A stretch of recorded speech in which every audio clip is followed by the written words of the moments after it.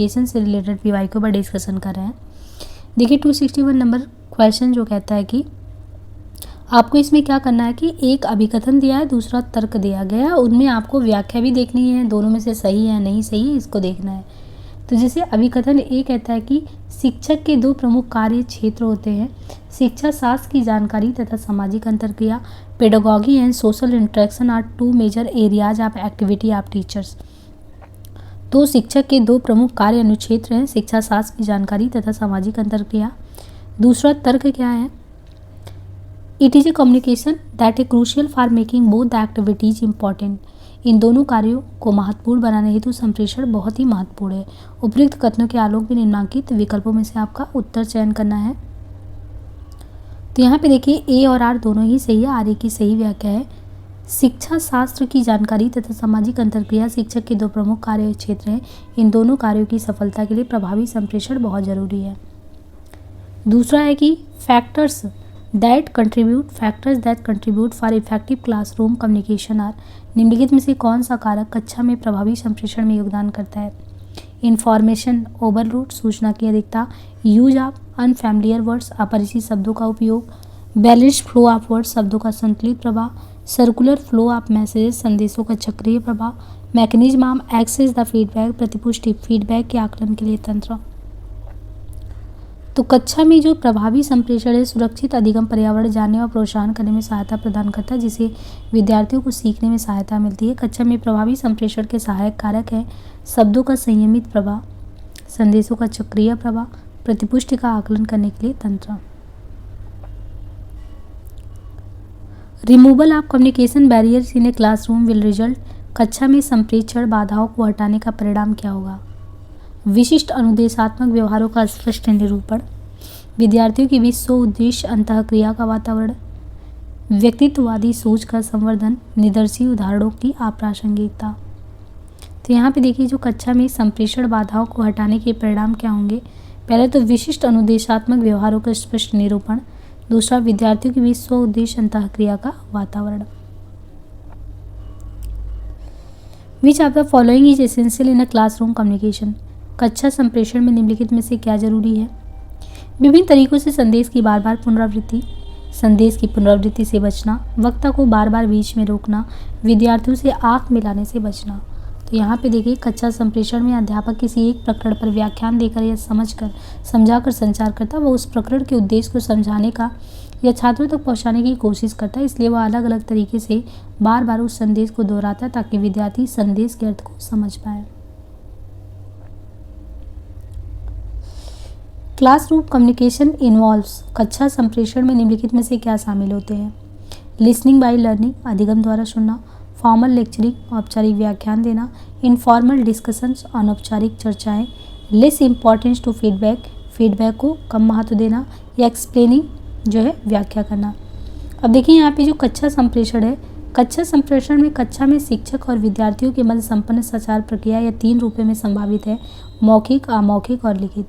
औपचारिक व्याख्यान, अनौपचारिक चर्चाएं तथा व्याख्यान मौखिक संचार तथा क्रियान्वित करता है। Cognitive dissonance in a classroom communication in the result of. कक्षा संप्रेषण में संज्ञानात्मक विषमता इसका परिणाम है।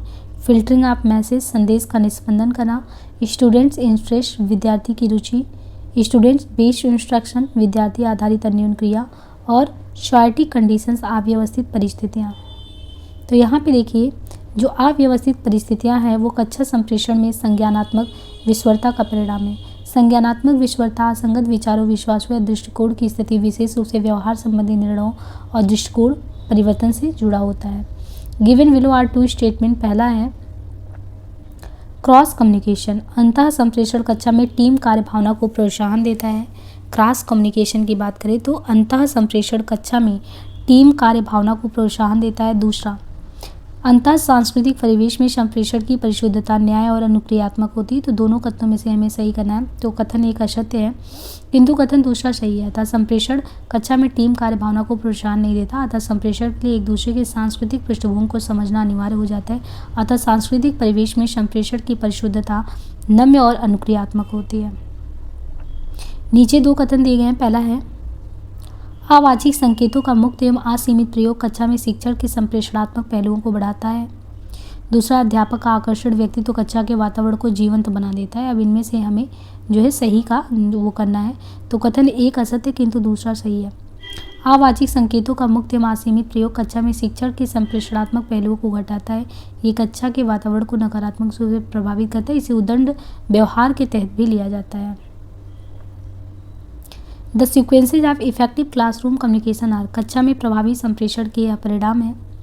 छात्रों से अध्यापक की बढ़ी हुई अपेक्षाएं, enhance expectation of teacher from students, learning as a satisfying pursuit, अधिगम संतुष्टि अनुसरण के रूप में, increase promotional prospect for teacher, अध्यापक के लिए बढ़े हुए प्रोन्नति के अवसर, enabling student to achieve goals, लक्ष्यों की प्राप्ति के लिए छात्रों को सक्षम बनाना, पॉजिटिव लर्निंग आउटकम, सकारात्मक अधिगम प्रतिफलन। तो देखिए यहाँ पे जो प्रभावी कक्षा संप्रेषण शिक्षण अधिगम प्रणाली के लिए बेहतर वातावरण देता है और प्रभाव को बढ़ाता है। यह शिक्षण अधिगम को प्रभावी बनाने में सहायता करता है। यहाँ कुछ प्रभावी संप्रेषण के परिणाम है। अधिगम संतुष्टि अनुसरण के रूप में, लक्ष्यों की प्राप्ति के लिए छात्रों को सक्षम बनाना, सकारात्मक अधिगम प्रतिफल। Which of the following are contributing to positive influence on teacher student communication, अध्यापक विद्यार्थी संप्रेषण के संबंध में निम्नलिखित में से कौन से सकारात्मक प्रभाव में योगदान देते हैं। मेकिंग अजम्पशन, मान्यता निर्मिति, लिमिटेड इंटरेक्शन, सीमित अंतःक्रिया, fostering a sense of belongingness, तदित्व की भावना, एक्नॉलेजिंग पार्टिसिपेशन, प्रतिभागिता को स्वीकार करना, परसुएसिव एटीट्यूड, अनुनयात्मक अभिवृत्ति। तो हमें यहाँ पे ये क्रमशः देखना है कि शिक्षक को गुणवत्तापूर्ण संप्रेषण कौशल की आवश्यकता होती है जो विद्यार्थियों की सफलता के लिए मूलतः जरूरी है, जिसके द्वारा अध्यापक विद्यार्थी संप्रेषण के संबंध में निम्न सकारात्मक प्रभाव में योगदान देता है। अपनेपन, तदित्व की भावना को बढ़ाना, प्रतिभागिता को स्वीकार करना, अनुनयात्मक प्रेरक अभिव्यक्ति।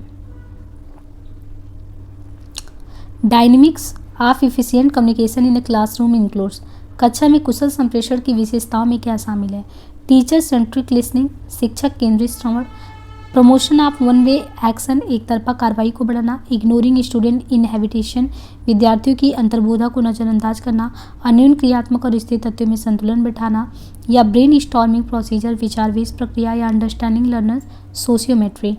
तो देखिए कक्षा में जो है कुशल संप्रेषण, कक्षा में कुशल संप्रेषण शिक्षक और छात्रों के मध्य कक्षा में परस्पर क्रिया को सम्मिलित करता है, जहां इसका उद्देश्य कक्षा के वातावरण को सकारात्मक बनाना होता है, जिसके द्वारा छात्र आसानी से अधिगम और संप्रेषण कर पाएँ। कक्षा में कुशल संप्रेषण की कुछ विशेषताएं हैं। कौन सी विशेषताएं हैं?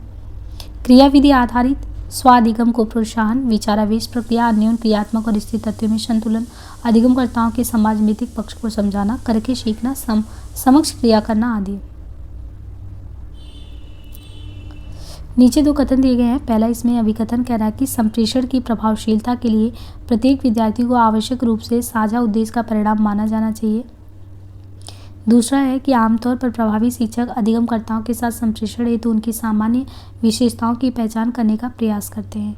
तो देखिए संप्रेषण की जो प्रभावशीलता है, संप्रेषण की प्रभावशीलता के लिए प्रत्येक विद्यार्थी को आवश्यक रूप से साझा उद्देश्य का परिणाम माना जाना चाहिए, क्योंकि आमतौर पर प्रभावी शिक्षक अधिगमकर्ताओं के साथ संप्रेषण हेतु उनकी सामान्य विशेषताओं की पहचान करने का प्रयास करते हैं। अतः अभिकथन और कारण दोनों ही सही है। निम्नलिखित में से किसके साथ कक्षागत संप्रेषण प्रारंभ करना बेहतर होता है? लिसनिंग कमांड्स, श्रवण आदेश द्वारा, उपाख्यान द्वारा, anecdotes, unrelated question, casual comments. तो ये है उपाख्यान द्वारा।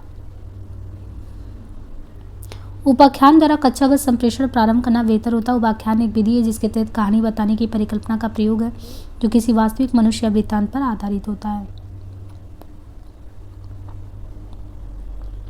A good classroom talk should help develop, एक उत्तम कक्षागत वार्ता किसे विकसित करने में सहायक होना चाहिए।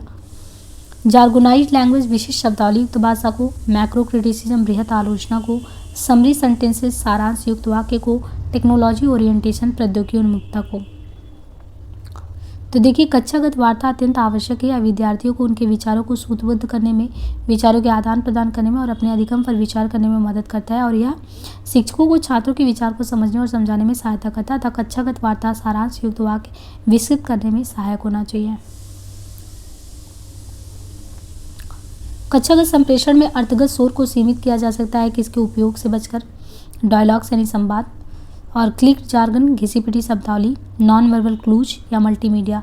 तो ये है क्लिष्ट जार्गन यानी घिसी-पिटी शब्दावली। कक्षागत संप्रेषण में जो शोर को है सीमित कैसे कर सकते हैं, क्लिंच जॉर्गन से, यानी आप इनसे जो है घिसी पिटी शब्दावली के उपयोग से अगर बचेंगे तो वो जो है उसको सीमित कर सकते हैं। Which of the following are useful in overcoming the communication barrier in a classroom.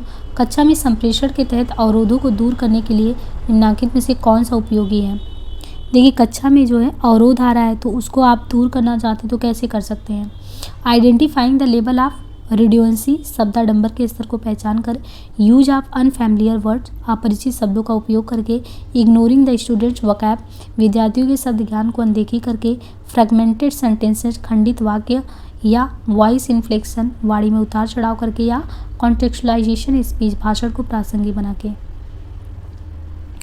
तो कक्षा संप्रेषण शिक्षण कार्य का महत्वपूर्ण घटक है। कक्षा में संप्रेषण के तहत अवरोधों को दूर करने के लिए निम्न बिंदु उपयोगी है। पहला, शब्दाडंबर के स्तर को पहचान के, वाणी में उतार चढ़ाव करके, भाषण को प्रासंगिक करके। विद्यार्थियों द्वारा कक्षा में प्रभावी ढंग से सुनने का आधार क्या है। The key of active listening by student in a classroom. Sympathy toward the teacher, शिक्षक के प्रति सहानुभूति।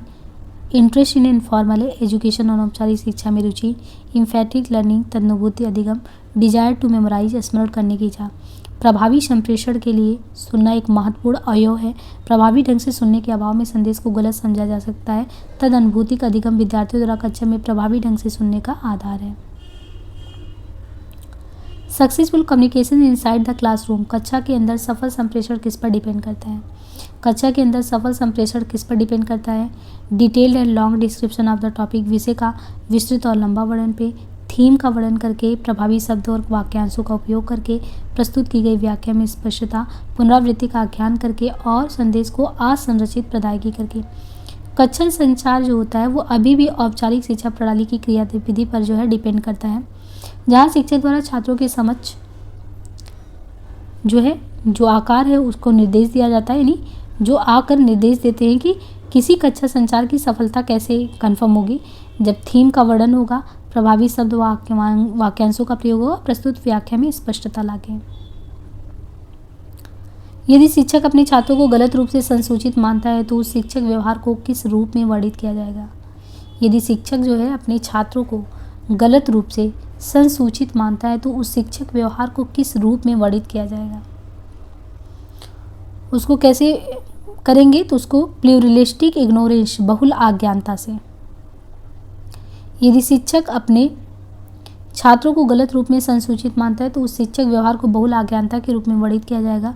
बहुल अज्ञानता एक ऐसी स्थिति है जब तुलनात्मक रूप से लोग मानते हैं कि उनके समूह में अन्य लोग अधिक या कम दृष्टिकोण, विश्वास या व्यवहार रखते हैं।